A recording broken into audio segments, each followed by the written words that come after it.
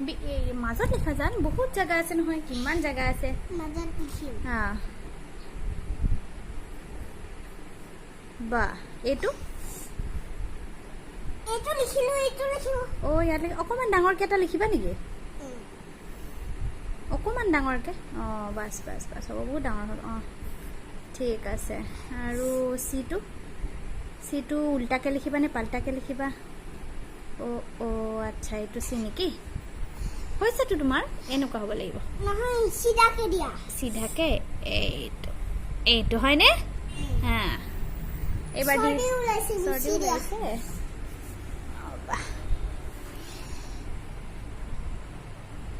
এবাৰ ডিটো লিখা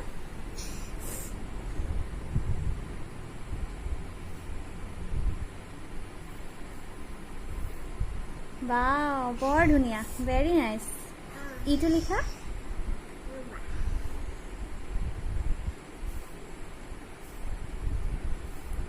আৰু অলপ ধুনীয়া ই হৈছে বা বা বা হ'ব বহুত ধুনীয়া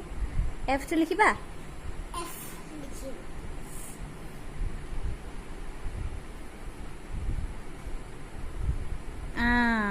বহুত ধুনু আৰু ইছু জিটো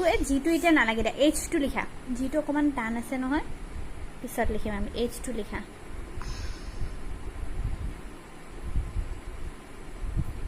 বাহ বহুত ধুনু লগাই দিয়া আৰু আইটো লিখিবা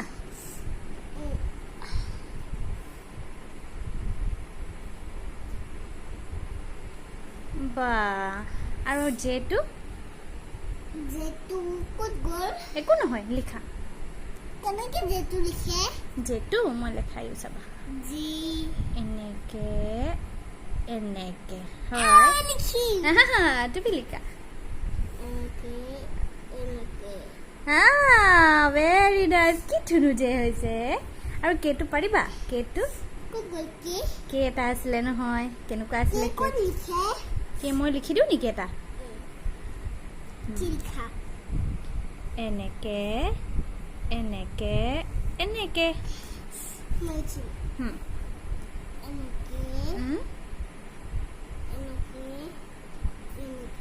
এইটোতো ট্ৰায়াংগল হে হ'ল এল লিখিব পাৰিবা এল ক'ত গ'ল এলটো আছিলে নহয় মনত আছিলে নহয় টিটো লিখিম আচ্ছা টি লিখা ঠিক আছে ভেৰি গুড হৈছে বহুত ধুনু আৰু ভিটো